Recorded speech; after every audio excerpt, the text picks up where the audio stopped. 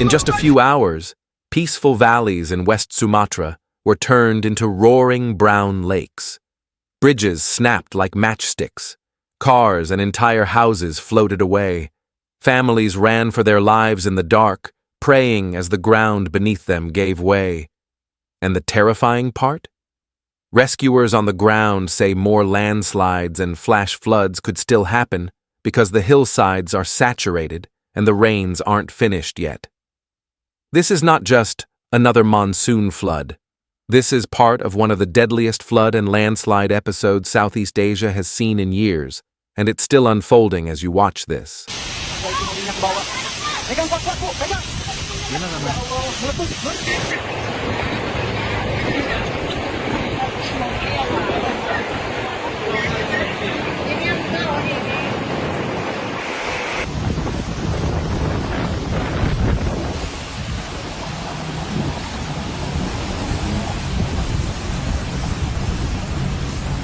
Toward the end of November 2025, Sumatra, one of Indonesia's largest and most mountainous islands, was already in the middle of the rainy season.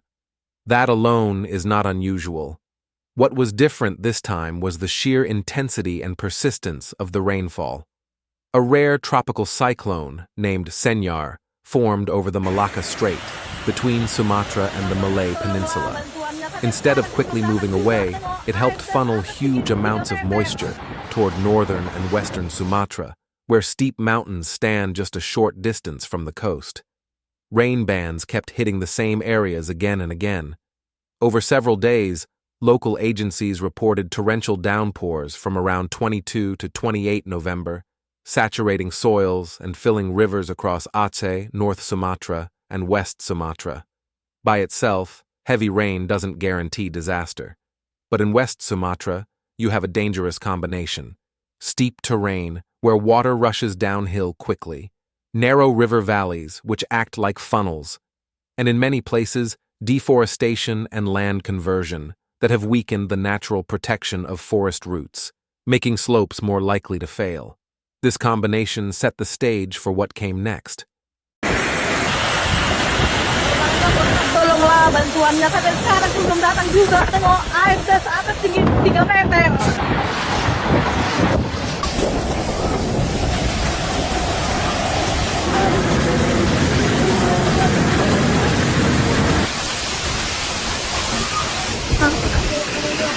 Kak, udah hanyut gereja kita, Kak. Tengok ini, Kak. Ya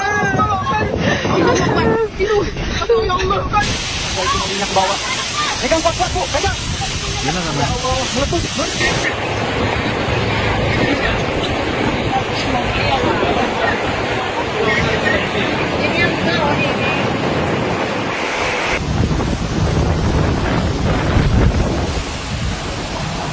As the rain continued, rivers across West Sumatra began to rise rapidly. In some places, locals described water that went from ankle-deep to chest-deep within minutes, turning streets into brown, debris-filled rapids. One of the hardest-hit areas was Agam Regency, particularly around Malalak and several other districts, where flash floods and landslides came almost at the same time. Reports from the ground told of large logs, rocks, and mud racing down mountain streams, smashing into bridges and homes. Eyewitness videos from the region, like the one you're seeing on screen, capture people shouting, "The water is rising again," praying, and warning others to run. Nighttime footage shows roaring water smashing against bridge pillars, huge tree trunks wedged against damaged structures, houses and a religious boarding school, or pesantren, reportedly left in ruins, nothing left standing. According to local disaster management offices, dozens of people in Agam alone were killed or went missing after being swept away or buried by debris flows. One report mentioned more than 80 fatalities and dozens still missing in Agam, spread across multiple districts, and those numbers have continued to change as search teams reach isolated villages. And Agam was not alone. Across 13 regencies and cities in West Sumatra, from the provincial capital Padang to areas like Padang Pariaman, Tanah Datar, Pesisir Selatan, Solok, Bukittinggi, and others, authorities recorded tens of thousands of homes flooded, some washed away completely. Bridges collapsed, roads cut, and irrigation channels destroyed. Fields of rice paddies and plantations buried under mud and stones. One high-end housing area near Padang saw cars and structures swept away by surging water, reminding everyone that wealth does not guarantee safety when extreme weather hits vulnerable terrain. Behind every statistic, there are families and stories. Imagine waking up to the sound of pounding rain, thinking it's just another monsoon night, and within an hour, water crashes through your front door, carrying mud, snakes, and sharp debris. For survivors in West Sumatra, this is not theory. It's what they lived through in late November 2025. Many evacuees are now staying in temporary shelters, schools, and mosques, uncertain when or if they will be able to rebuild on the same land. And this is not the first time. Studies by local disaster agencies show that floods are the most frequent disaster in West Sumatra, occurring more than 100 times in just a few years. So the big question now is, why does this keep happening? And why was 2025 so devastating?